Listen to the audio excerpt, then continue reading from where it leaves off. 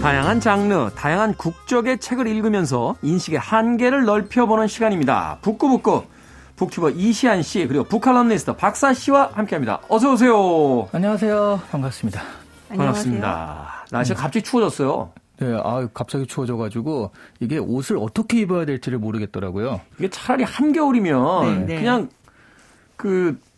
이렇게 오리털 팍 하나 그렇죠. 늘 입는 거니까. 그렇죠. 기온차가 뭐 몇 도 차이가 나건 말건 그냥 그거를 교복처럼 입고 왔다 갔다 하면 되는데. 그렇죠.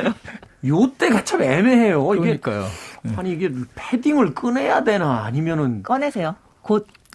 그냥 곧 그런가요? 교복의 시대가 옵니다.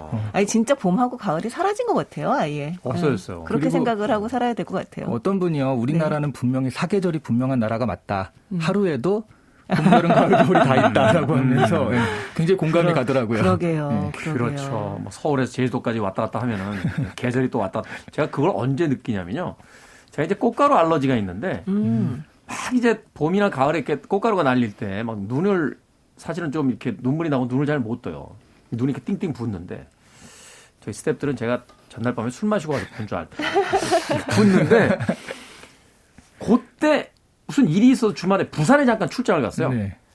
부산에 내려가니까 하나도 안 붓는 거예요, 눈이. 그러니까 서울에서 부산 그 거리 한 400km 정도 되는 그 거리에도 계절의 어떤 변화가 있구나. 이게 딱 느껴질 때가 있더라고요.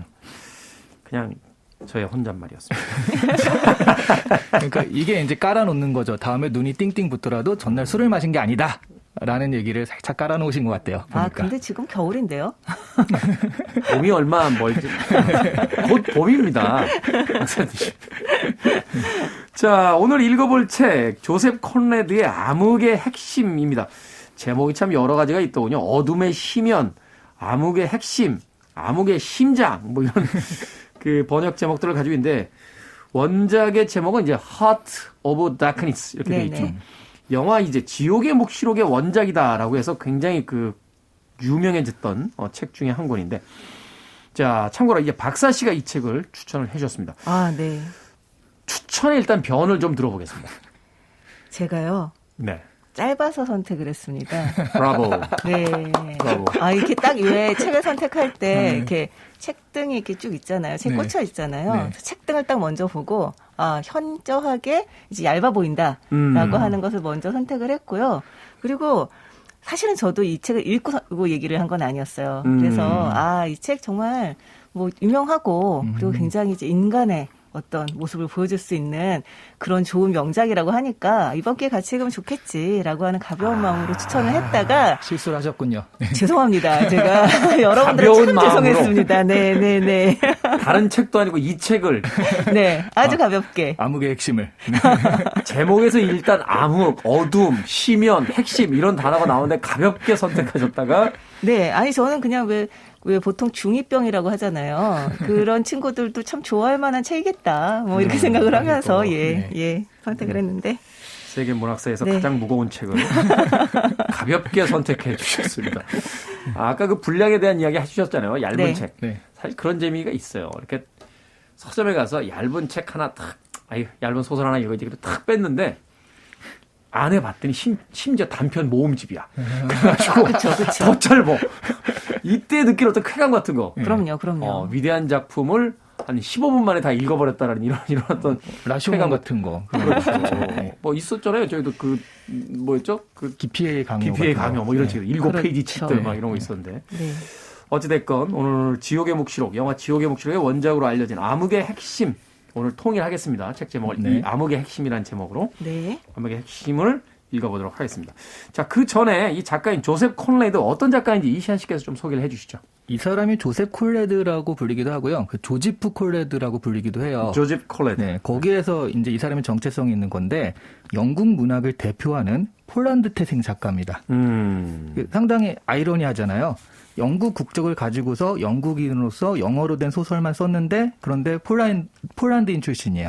그래서 나중에 폴란드를 한번 방문했을 때 너는 왜 폴란드를 위해서 아무것도 하지 않느냐라고 디스를 당했다고도 하더라고요. 근데 이 제국주의 문화가 좀 그런 것 같아요. 그 에베레스트 산에 제일 먼저 올라간 힐러리 경도 네. 사실은 뉴질랜드 사람이거든요.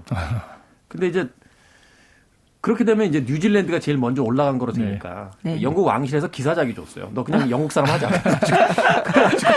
그래가지고 세계 최초로 에베레스트에 올라간 건 영국 사람 이렇게 된 거예요. 이렇게 되거든요. 이게 제국주의에 다 끌어안는 거죠. 그냥 네. 다 우리 거야.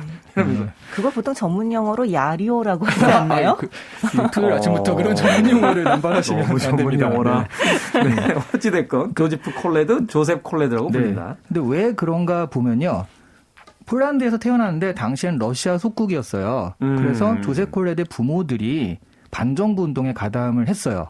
그러다가 유배 생활을 하고 어머니 돌아가시고 아버지 돌아가시고 그러니까 폴란드에 대한 감정이나 이런 것들이 그리 좋을 리는 없었을 것 같아요. 그렇군요. 그러다 외삼촌의 보호 아래 자랐는데 건강이 좋지 않아서 그 가정교육, 홈에서 그냥 교육받는 거 있죠. 홈스쿨링 같은 그렇죠. 것들로 해서 그때 이제 광범위한 독서를 했고 그중에 항해와 탐험에 관한 책을 즐겨 읽다가 24살 때부터 선원 생활을 합니다. 아, 24살 때부터. 네. 그리고 그때 영국 상선으로 자리를 옮겨서 영국 상선에서 선원 생활을 하다가 영어를 접하게 된 거예요. 그때부터 영어를 배워가지고, 그러니까 20대 때부터 영어를 배운 거거든요. 그러면서 영어권으로 영어로 소설을 쓰기 시작을 했고요. 그러다가 지금 영어권 대표 작가가 됐습니다. 아니, 어떻게 공부를 하면 남의 나라 말로 소설을 쓸 수 있죠? 그러니까요. 정말 모국어로도 안 대단해요. 되는 소설. 근데 재밌는 게 있는데요. 이분이 그래서 영어는 완벽하게 쓰잖아요. 네. 근데 발음은 폴란드어랑 그리고 또한 청소년기 때는 프랑스어를 했나 봐요. 그래서 폴란드어와 프랑스어 악센트가 많이 섞여서 굉장히 발음은 독특했다고 그러더라고요. 그런 발음들이 있어요. 전 세계에서 그 영어권 떠나서 영어 제일 잘 쓰시는 분들 많은 데가 인도거든요. 네. 그렇죠. 네. 근데 예전에 음반사 시절에 컨퍼런스 가면 네. 못 알아듣겠어요. 물론 이제 제가 영어가 좀 짧아서 그렇긴 합니다만 아, 뭐라고 하는 걸까? 네. 궁금하네요. 굉장히 긴장하고 있었는데 나중에 이제 회의 끝나고 나면 그 영국에서 온 본사 직원들이 저한테 그래요. 야, 뭐라고 그랬니? 아까? 그래서 영국 사람들도 못 알아듣는구나. 그렇게 생각했던 적도 있는데 어찌됐건 굉장히 특이한 이력을 가지고 있네요. 네. 폴란드 사람이었는데 영어를 접하게 되면서 영국 상선을 타게 되고 그러면서 영어로 이제 소설을 쓰는 소설가가 되겠다라는 이야기를 해주십니다. 바로 그 이 책의 내용과도 연결이 되겠습니다만 이 조셉 콜레드가 그 상선을 탔다는 것, 그것을 통해서 이제 아프리카의 어떤 여행을 네. 하게 된다는 이 부분이 이제 이 책의 어떤 핵심 줄거리에 영감을 주게 되는 건데 네네. 암흑의 핵심 줄거리 어떻게 됩니까, 박사 씨? 네. 저희 전에도 봤던 소설도 그랬지만 이 일종의 액자 소설입니다. 그러니까 이 나라고 하는 주인공, 이 소설가죠. 이 나는 어느 날 이 템즈강 하구에 떠 있는 유람선에 친구들과 함께 타고 있어요. 그런데 그 일행 중에 한 명인 말로라는 남자가 이 자신의 과거 이야기를 꺼냅니다. 이 말로 같은 경우는 어렸을 때부터 굉장히 궁금해했다고 해요, 아프리카를. 그래서 거기 가고 싶어서 한 유럽의 무역회사에 취직을 해서 이 콩고의 깊은 내륙으로 들어가는 증기선의 선장이 됩니다. 그래서 막 우여곡절 끝에 고장난 증기선을 고쳐서 아주 깊은 정글에 들어가 있는 이 회사의 주재원, 이 커츠라는 남자를 데리고 오라는 임무를 받게 됩니다. 이 말로는 몇 달 동안 가는 걸 준비하는 동안에 커츠에 대해서 이 사람 저 사람에게 얘기를 듣면서 이 내적인 친밀감을 좀 쌓게 돼요. 이미 어느 정도 만나본 적도 없는 사람이지만 그렇죠. 그에 대한 호감을 이제 품고 하게 되죠. 네, 호기심과 호감을 품고 있죠. 이 사람들이 이 커츠에 대해 가지고 있는 존경과 신뢰는 정말 대단합니다. 다들 막 천재라고 하고요. 연민과 과학 진보를 전달하는 사절이다. 이렇게 얘기를 하기도 하고요. 말하자면 이제 서구 문명을 이제 아프리카라는 그 미지의 개척지 원주민들에게 이제 야만에게 전달하는 어떤 선지자다. 네. 그리고 무엇보다 어마어마한 양의 고급 상하를 이 회사에 공급한 능력자이기도 합니다. 네, 그런데 뭔가 계속 석연치 않은 부분들이 좀 있는 거예요. 네. 그래서 이 이야기의 중반에 넘어가도록 말로는 커츠를 아직 못 만나고 있는데요. 전 읽으면서 도대체 언제 커츠를 만나는 거야? 약간 이러면서 네, 계속 읽었는데요. 어쨌든 이 말로와 지배인과 사람들은 이 커츠를 찾아서 이 밀림 깊이 이제 배를 타고 아주 어렵게 들어가게 됩니다. 그러면서 원주민의 공격도 받고 사상자도 발생을 하죠. 결국 커츠를 찾았는데 그는 아주 깊이 병이 들어있는 상태입니다. 그런데 알고 보니 그는 이 지역의 사실상의 독재자로 군림을 하고 있었고요. 이 배를 공격해라라고 명령한 것도 이제 커츠였죠. 이제 그는 주변의 원주민들을 공격해서 상아를 뺏고 있었고 자신의 집 주변 담장에 죽은 사람의 머리를 이제 꽂아서 장식해두기도 하고요. 그리고 그런 식으로 이제 그 지역을 이제 지배를 하고 있는 상태였는데 말하자면 이제 자기 왕국을 거기다 이제 차린 거죠. 그렇죠, 그렇죠. 근데 이 회사 쪽에서는 커츠가 너무 폭력적인 방법을 써서 이 회사가 장기적으로 그 지역에서 이익을 얻는데 방해가 되고 있다라고 생각을 하고요. 또 커츠는 이 상아 내 건데, 내가 약탈한 상아들은 다 내 건데 회사에서 빼앗았다라고 또 생각을 하고 있어요. 그래서 어쨌든 이 커츠는 이제 회사의 부름을 받고 배에 실려 돌아오는 과정에서 배 안에서 죽게 되고요. 이 말로는 그 과정에서 커츠와 이제 대화를 나누고 커츠의 서류들을 이제 맡겨주는 이 말로에게 맡기는 그런 과정들 속에서 커츠의 동조자로 분류가 돼서 다른 이들에게 또 배척을 당하게 됩니다. 그리고 이 말로는 이 커츠가 자신에게 맡긴 서류들을 임자에게 그 적당한 임자에게 돌려주는 과정에서 이 커츠라는 사람에 대해서 좀 더 알아가게 되죠. 네. 이게 참 일종의 이 액자 소설 당시에 참 이런 소설 많았던 것 같아요. 네. 뭐라고 할까요? 모비딕 같은 작품이라든지, 프랑켄슈타인이라든지, 그 이후에도 이제 뱀파이어와의 인터뷰라든지, 이런 것들 보면 다 무슨 누군가의 증언, 편지, 맞아요. 혹은 이야기, 혹은 화자와 이제 주인공이 분리되어 있는 어떤 기법이라든지, 이런 것들을 통해서 이제 많은 당시 어떤 유행이 아니었나는 또 생각이 드네요. 가까운 예로는 인간 실격이 있었죠. 지난번에 우리가 다뤘었던. 그렇죠. 예. 그때 그러니까 소설 초창기 때 소설과 에세이, 그러니까 자신의 수기와 그렇게 큰 구분이 없었거든요. 로빈슨 크루소 같은 경우는 실제로 그런 수기가 나왔을 때 그거 영감을 받아서 로빈슨 크루소가 창작이 됐는데 사람들이 이게 진짜인지 아닌지 구분이 안 됐다고 그래요. 그래서 그런 소설의 초창기 때 뭔가 내 얘기다, 진짜 얘기다. 이런 것들과 그렇게 구분하지 않고 쓰였기 때문에 그런 작법이 계속 간 것 같아요. 게다가 이 소설 같은 경우는 이 작가 본인이 또 콩고 지역에 또 징선 선장으로 일했던 경험이 또 있잖아요. 네. 그래서 이게 정말로 자서전이냐 아니면 이제 소설 아주 순전한 창작이냐 약간 이런 것들에 대해서 좀 혼동을 주기 위해 했던 것도 있지 않을까 약간 그런 생각도 듭니다. 그렇군요. 예. 여기까지 줄거리만 들어도 이미 영화 지옥의 묵시록을 보신 분들은 영화의 몇몇 장면들을 떠올리면서 이 암흑의 핵심이라는 작품에서 정말 프란시스 포드 코폴라가 많은 영감을 받았구나 하는 걸 아실 수 있지 않을까 하는 생각입니다. 특히나 인상적인 건 영화 속에서의 그 커츠 대령이라고 하는 마론 브란도가 연기하는 인물인데 이름도 커츠예요. 네. 이 암흑의 핵심의 인물의 이름을 그대로 가져다 사용을 하고 있습니다. 계속해서 암흑의 핵심 조셉 콜레드의 소설에 대한 이야기 나눠보도록 하겠습니다.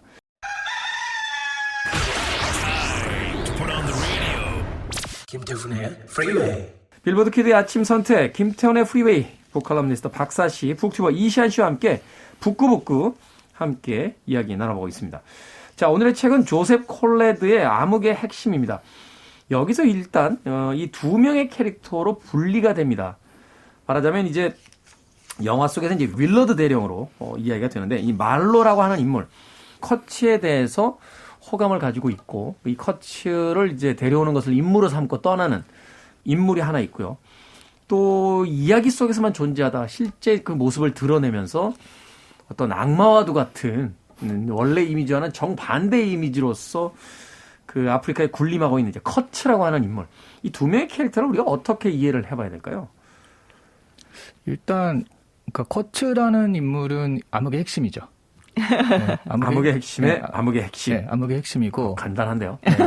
네. 말로 같은 경우에는 저는 사실 이런 생각을 했어요. 사기꾼이 사기를 칠 때 최고의 사기꾼은 이 사기당한 사람이 사기꾼을 걱정해주는, 그러니까 자기가 사기당한 줄도 모르고 그런 거라고 하잖아요. 그러니까 지금 커츠라는 인물은 사실은 그렇게 보면 암흑의 핵심, 여기서 보면 제국주의의 에센스 같은 인물, 제국주의 정수 같은 인물인데, 그런데 사실 밖에서 보면은 괜찮은 인물로 보일 수 있는 거죠. 그렇죠. 말로 같은 경우가 처음에는 커츠를 데려오라는 임무를 받으면서 가다가 커츠에 대한 좋은 얘기를 많이 듣는데 그때 또 뭘 보냐면 제국주의자들의 그런 나쁜 행적들을 또 보게 되면서 사실 좀 실망을 하게 되거든요. 네. 콩고에 있는 그 여러 가지 주제소라든가 이런 걸 보면서 실망을 했는데 커츠에 대한 얘기를 들으니까 저 사람은 조금 다르겠지라는 기대감이 있었던 것 같아요. 그렇죠. 그러다가 커츠를 딱 봤는데 이 사람이야말로 여기 핵심인 거예요. 이 사람이 핵심이다. 그러니까 다 속화되어 있는 제국주의 그 자본주의 어떤 시스템 하에서 이제 네. 아프리카를 하나의 그 상품을 공급받는 시장으로만 생각을 하고 네. 그것을 이제 초토화시키고 있는 자기 회사에 좀 실망하고 있다가 커치라고 하는 신화화된 인물을 통해서 뭔가 희망을 좀 품어보려고 했는데 네. 가봤더니 그 사람이 바로 핵심이다. 근데 사실 그때 제국주의가 그런 모습이었거든요. 아프리카 수탈을 하는데도 밖에서는 아프리카 인권을 힘쓴다 이런 식으로 포장을 하고 그랬었는데 안으로 들어가 보면 사실은 그 수탈과 그런 것들이 야, 이렇게 해도 되나 싶을 정도로 잔인하게 자행이 됐거든요. 네. 그러니까 말로 같은 경우에는 그런 것들이 이제 접하게 되는 당시에 뭐 대중들의 눈이라고 생각하시면 될 것 같아요.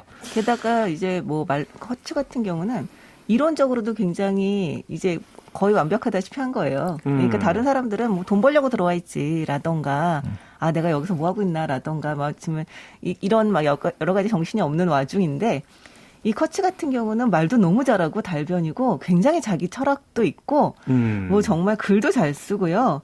뭐 심지어 그림도 잘 그리고요. 네. 그러니까 사람들은 이 사람에게는 이 사람 답을 가지고 있다.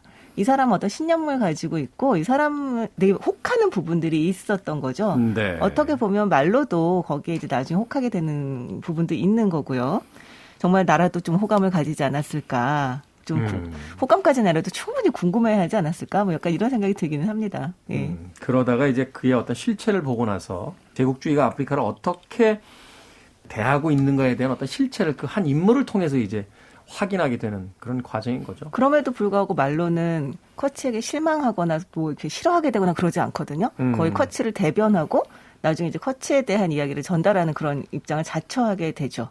그런 걸 보면 사실은 그 둘도 그렇게 큰 차이가 있는 사람들은 아니지 않았던 게 아닐까. 뭐 이런 생각도 듭니다.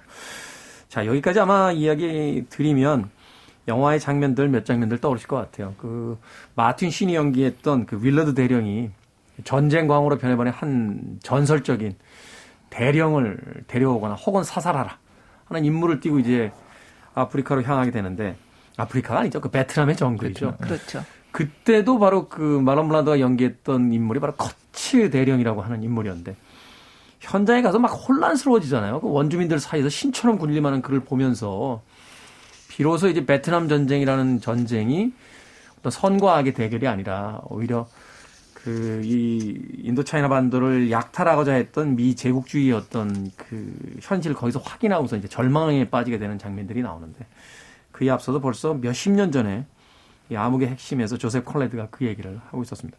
좀 사적인 건 아니고요. 그 작품 바깥쪽의 이야기는 합니다만 이 콩고 쪽이 그 벨기에가 지배를 했더라고 하더라고요. 네. 네, 벨기에가 사실은 이게 굉장히 특이한 식민지였는데요. 나라가 지배한 게 아니라 당시에 레오폴드 2세라고 벨기에 국왕이 개인 식민지였어요. 오. 근데 이때 엄청나게 그러니까 후발주자로서 제국주의로 들어가서 뭐 약탈을 엄청나게 했었다라는 이야기를 들었습니다. 그래서 왜냐하면 이게 개인 식민지잖아요. 그러니까 거기는 자기가 착취할수록 자기 재산이 되는 거잖아요. 개인 재산이. 게다가 나라에서 그 군인이 가는 게 아니라 그러다 보니까 용병들이 가요. 사병들. 네, 그러니까 뭐 균율이나 이런 게 없고 말하자면 이 사람들은 돈을 주면은 일을 하는 사람들이라 별의별 그러니까 악행들을 자행할 수가 있었죠. 그때 초창기에는 그래서 처음에는 상하 수집에 열을 올렸고 후반기로 갈수록 나중에 고무 수집에 열을 올렸는데 고무 할당량이 있어가지고 마을마다 그것을 채우지 못하면 손목을 자르는 벌을 내렸어요. 그러다 보니까 이 아프리카 그 부족 사람들이 우리 부족에서 손을 자르면 안 되니까 옆 부족을 약탈하면서까지 고무를 그 할당량을 채우는 이런 일도 벌어져가지고 그 오징어 게임의 정말 실사판이 아닌가 하는 생각이 들 정도로 다른 식민지에 비해서 조금 더 좀 잔인했던 것 같아요. 그러니까 그만큼 이 수탈이라는 것이 우리가 단순하게 어떤 교과서의 몇 줄의 활자로서 배우는 게 아니라 정말 이 아프리카에 있어서는 그 지울 수 없는 어떤 지옥 같은 역사가 펼쳐지고 있었다 이렇게 볼 수 있겠네요. 네, 특히 콩고가 정말 개인 식민지였기 때문에 심했던 것 같고요. 나중에 그런 것들이 그러니까 이 사람에 대한 고발이 이루어집니다. 코난 도일이나 아니면 뭐 마크 트웨인 이런 사람들이 국제사회에 왜냐하면 이 사람은 또 아프리카를 위해서 내가 헌신하고 있다라는 식으로 대외적으로는 그런 포장을 했거든요. 네. 근데 알고 보니까 이렇다라고 해버려서 고발이 이루어져서 결과적으로는 이 사람이 나중에 식민지를 포기하게 돼요. 근데 포기한 게 1908년에 벨기에 정부에 양도를 해요. 그러니까 개인은 어쨌든 형식적으로는 벨기에 식민지인 것 마찬가지인 꼴이 됐네요. 포기한 게 예. 그냥 정부에 예. 양도한 거 정도였습니다. 사실 이제 이 소설을 읽어가면서 사실 이제 비판 여론도 좀 있습니다만 제가 이제 좀 신경이 쓰였던 건 뭐냐면 이 아프리카에 대한 어떤 현실을 이제 탐험하고 그것을 관찰하는데 사고하는 사람, 이 비극을 깨닫고 아파하고 생각하고 하는 사람은 다 백인이고 아프리카인들에 대한 묘사는 그냥 검은 물체, 네, 앙상한 그림자, 네. 소위에서 어떤 인격을 부여하지 않잖아요. 맞아요. 그리고 그들은 사고하는 존재라는 걸, 고통을 받는 존재라는 걸 그 이야기하지를 않습니다. 네. 그것 역시 그들의 고통조차도 나의 자각으로서 감각되는 거지 그들의 어떤 그 감각이 아니다. 이런 식으로 어떤 문체들이 쓰여져 나가는데 이 부분이 또 어떤 의미가 있겠죠. 거의 뭐 명백한 한계라고 저도 생각을 해요. 읽다 보면은 정말 이를테면 그 원주민들이라는 존재들이 이를테면 커츠 같은 경우는 굉장히 이 원주민들을 이제 에게서 빼앗고 착취하는 존재인데 이 원주민들의 신처럼 떠받들잖아요. 네. 네. 그런 식의 모순들이 우리가 이제 이를테면 사람들이 생각할 때는 모순이라고 생각할 수 있는 일들이 사실 있을 수 있는 일이지만 그렇지만 이 소설 속에서는 너무나 그 이를테면 그냥 자연 현상, 신비로운 혹은 알 수 없는 약간 이런 식으로 치부가 되고 그것들은 굉장히 철저하게 이제 백인의 눈에서 이야기가 되고 있기는 하죠. 그런 것 같아요. 예전에 베트남 전쟁을 다룰 때 이렇게 무겁게 접근한 것도 있었지만 람보 같은 작품도 있었잖아요. 네. 다다다다다 총을 쏘면 정글에서 후두둑 사람들이 떨어지는데 그 사람들이 누구인지에 대한 관심은 없고 그냥 타자. 정글 저기에서 눈을 빛내는 그런 정도의 사람. 이런 정도의 시각이 이때도 그냥 그대로 작용을 하는 것 같고요. 사실은 그렇죠. 메쉬라든지 지옥의 목록도 마찬가지였고요. 암흑의 핵심이라는 이 작품도 사실은 책을 다 읽어나가면서 아시아인으로서 이제 느끼게 되는 어떤 답답함 같은 것들은 바로 그런 부분에 있는 것이 아닌가 또 생각이 들더군요. 근데 저는 이 책에 의의가 있는 게 사실 이건 치누아 아체베 같은 아프리카 대표 작가도 우리 테디가 얘기한 대로 그렇게 비판을 했거든요. 근데 저는 이 책이 쓰여진 때가 사실은 제국주의가 한참일 때고 그럴 때 그나마 이런 정도의 자각을 가지고 얘기를 했다는 것 자체는 저는 굉장한 의의라고 보거든요. 그렇죠. 사실 문학적으로 뛰어나다기보다는 네. 그 당시 어떤 이런 자각을 가지고 서양 문단에 이런 작품을 내놓을 수 있었다는 건 네. 그것만으로도 의미는 있겠다라는 또 생각도 해보게 됩니다. 네, 어쨌든 저희가 뭐 시대적 한계라던가 아니면 정말 이 사람이 가질 수 있는 어떤 시각적 한계라고 하는 것들을 인정을 한다면 이게 정말로 되게 그 사회적으로 의미가 있는 그 영향을 끼친 명작이라고 하는 거는 뭐 맞는 것 같아요. 그래서 지금의 시각에서 이제 비판하는 것은 사실 좀 이 작가의 입장에서 본다면 좀 부당한 일일 수도 있겠죠. 억울할 수 네, 있겠죠. 네, 네. 조선시대 선비를 데려다 놓고 도대체 네. 그 갓은 왜 쓰고 다니시고 상투는 뭡니까? 라고 얘기하면 이 사람 입장에서 나한테 왜 그러는 걸까? 하고 생각할 수도 있겠죠. I want it. I need it. I'm desperate for it. Okay, let's do it. 김태훈의 Freeway. 빌보드 키드의 아침 선택, 김태훈의 프리웨이, 북칼럼니스트 박사씨, 북튜버 이시안 씨와 함께 북구북구 함께하고 있습니다. 자, 오늘 조셉 콜레드의 암흑의 핵심 읽어보고 있습니다. 원제는 Heart of Darkness. 자, 이 소설 속에서 가장 인상적인 장면이라든지 어떤 그 대사들이 있다면 어떤 것이 있을까요? 두 분 좀 설명을 해주신다면. 가장 인상적인 장면은 역시 마지막 대사가 아닐까 싶은데요. 그러니까 암흑의 핵심으로 커츠가 마지막까지도 죽어가잖아요. 다 죽어가면서도 나는 여기에 있어야 되고 내가 여기서 개척을 해야 되고 이렇게 그 의지라고 할 수 있죠. 그 의지를 보여주던 사람이 제일 마지막에 임종을 하면서 무서워라 무서워라 이 두 마디 말을 남기고 죽었는데 The horror, the horror. 네, 그 부분이 완전 반전이잖아요. 그 부분에선 정말 뒤통수 한 대 맞은 것 같은 그런 느낌이 좀 들었거든요. 네.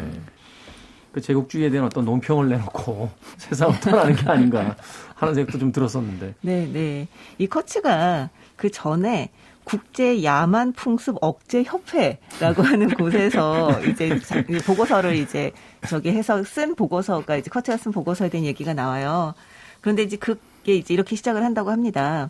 우리 백인들은 그간 이루어놓은 발전을 출발점으로 삼아 그네들 야만인들에게는 마땅히 초자연적인 존재인 것처럼 보여야 하고 하나님 같은 힘을 과시하면서 그들에게 접근해야 한다. 이렇게 시작을 하고요. 그리고 또 우리는 그냥 단순히 의지를 행사하기만 해도 실제로 무한한 이익을 위한 능력을 발휘할 수 있다. 뭐 이런 식으로 얘기를 했다고 해요. 신처럼 행동해야만 한다라고 이야기하면서 자신들이 네. 신이 된 듯한 착각으로 이제 빠져드는군요. 맞아요, 맞아요. 그렇게 사실 그랬던 거죠. 그러면서 그게 마치 막 이 세계에 되게 좋은, 그러니까 이 야만인들의 세계에 마치 뭐 이를테면 진보라던가 문명을 가져올 수 있는 방법인 것처럼 얘기를 해놓고 그 보고서 맨 마지막에 이제 펜으로 이렇게 덧붙여 쓰기를 모든 야만인들을 말살하라. 라고 이제 메모를 해놨다고 합니다. 그래서 이 말로가 나중에 이제 이 사람의 이 보고서를 이게 다 갖고 있다가 나중에 이제 회사니 어디에서 막 서류를 이제 달라고 하니까 이 마지막 부분만 찢어버리고 그리고 이제 자료를 넘기는 이제 그런 모습을 볼 수가 있는데요. 그랬던 사람이 그런 이제 이를테면 의지를 가지고 들어가서 이 총을 휘두르며 자기 권력을 했을 때 과연 이 사람이 아 나는 드디어 원하는 걸 다 이뤘어라고 했을까? 저는 약간 그게 되게 좀 궁금했어요. 그러니까 진짜 말 그대로 자기도 걷잡을 수 없는 상황. 진짜 자기도 너무 무섭지만 이제 발 뺄 수 없는 상황. 이런 식으로 계속 굴러 들어갈 수밖에 없었던 게 아닐까.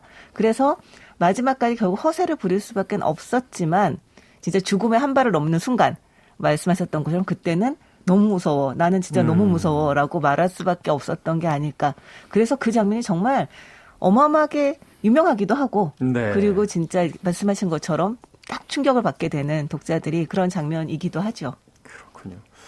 사실 이제 자신들은 문명과 복음을 전하겠다라고 이제 그 제국주의를 그 천병으로서 이제 말하자면 이제 선교사들을 이제 세우고 들어갔지만 결국 벌어진 일들은 노예제에 대한 어떤 합리화, 자원의 약탈, 뭐 범죄 행위들 이런 것들이었는데 커츠가 이야기하는 것과 일맥상통하는군요. 저들에게 우리가 신처럼 뭔가를 베풀어야 돼라고 하지만 결국에 들어가서는 그 야만의 신이 돼버린 듯한 그렇죠. 더욱더 야만이잖아요. 거죠. 악마가 예, 돼버린 예. 거잖아요.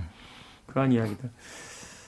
제가 사실은 그 예전에 쿠바에 여행 갔다가 그 벽에 걸려 있는 이 부조라고 하죠. 거기서 참 씁쓸해졌던 게 뭐냐면 덩치가 큰 수도사가 덩치가 아주 작은 그 라틴 그 주민을 이렇게 한 손을 이렇게 끌어안듯이 마치 보호자인 양 이렇게 네. 탁 끌어안고 있는 그 부조가 이렇게 펼쳐져 있는 거예요.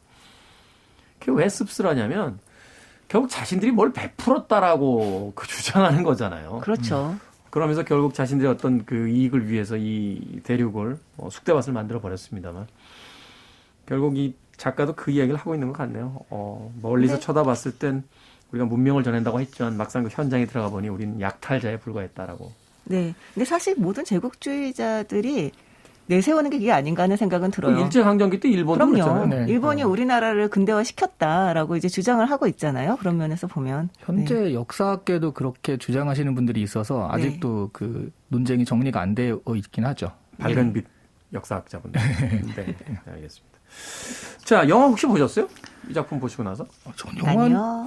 영화는 네. 근데 이거 말고요. 네. 되게 재밌는 게 지옥의 묵시록 이거 원작이잖아요. 그런데 네.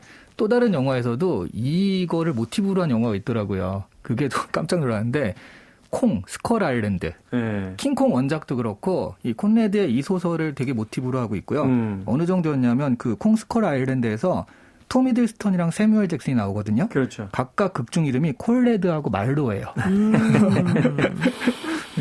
그렇죠. 사실 노골적으로 이제 네. 밝히고 있군요. 예. 그러니까 그만큼 이 아프리카라고 하는 공간에 대한 이 서양의 시선이 어떻게 왜곡되어 있었는지 또 자신들은 거기에 뭔가 대단한 모험을 찾아 떠났다고 했지만 결과론적으로 본인들이 약탈자이자 그 대륙을 파괴한 악마 같은 존재들이었다는 걸 이제 나중에 깨닫게 되는 네. 그런. 근데 말로가 어쨌든 커츠를 굉장히 이제 이를테면 끝까지 좀 되게 그에 대한 이제 호감을 내려놓지 않고 굉장히 이제 이를테면 옹호를 하긴 했지만 어떤 해안을 보여주는 이야기가 있어요. 거기서 말로가 이렇게 말을 합니다. 밀림은 그를 받아들였고 그를 사랑했으며 그를 껴안았고 그의 핏줄 속으로 들어가서 그 육신을 불태웠으며 어떤 악마의 풍습에 입문시키기 위한 상상하기 어려운 죄를 통해 그 영혼을 밀림 자체의 영혼에 병탄시켜버렸던 것이다. 그는 밀림에게 버릇없이 응석을 부려 총애를 받게 됐던 거야 라고 얘기를 하는 부분이 나옵니다. 아까 우리가 처음에 얘기했을 때 우리가 너무 원주민들을 되게 이를테면 대상으로 생각해버리고 그들의 고통을 생각하지 않았다.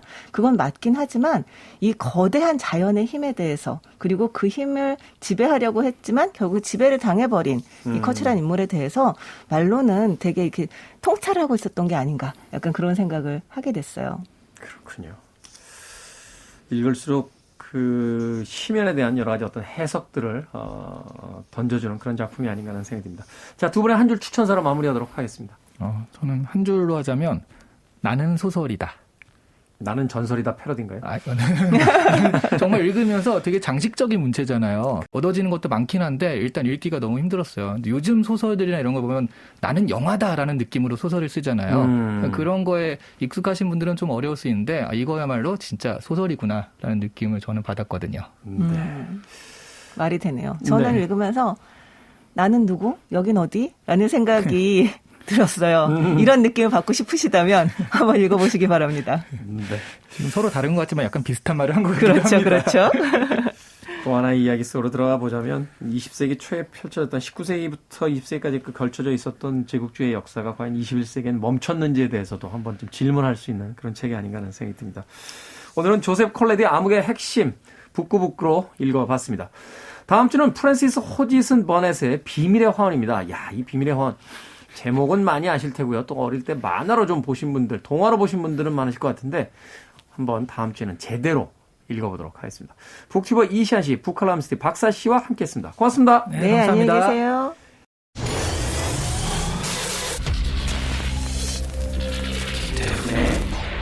Freeway.